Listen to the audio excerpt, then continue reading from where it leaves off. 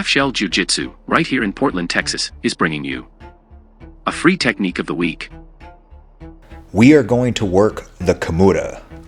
This is a shoulder lock that we attack from the guard.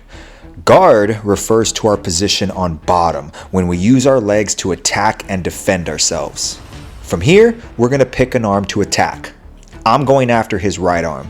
So the first thing I need to do is I need to pull him in closer to get his hands to drop to the floor. So I'm going to slip his hands off my stomach and then I'm going to use my legs to pull him in closer. This is going to cause his hands to drop. I'll immediately grab the wrist of the arm that I want to attack, while my other hand cups the back of his neck to keep him close. Now I have to close the distance towards the arm that I'm attacking. So I'm going to open up my legs and drop my feet to the floor. This is going to make it easier to sit up quickly. I'm going to sit up towards the arm that I'm attacking, connecting my chest to his shoulder.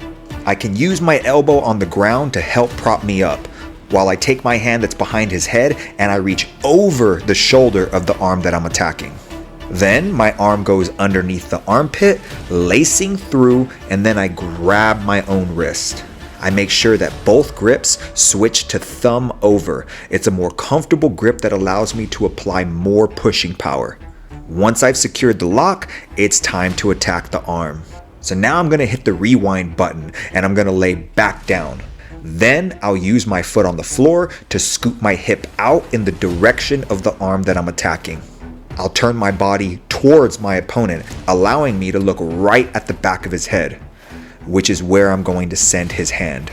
Then I'm going to throw my leg over his body, which will help lock him in place and keep him from going anywhere.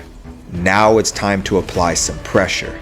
To ensure maximum effect on the shoulder, make sure that their arm stays bent at a 90-degree angle or less.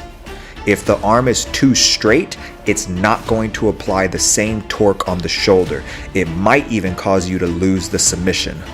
Once the arm is bent and in full control, you're going to push the hand towards the back of the head. If you're practicing this move on someone you know, go slowly. It's a very powerful submission. The closer you drive the hand to the back of the head, the more pain and eventual damage it's going to cause. When practicing this with a partner, simply release the submission when your opponent taps out.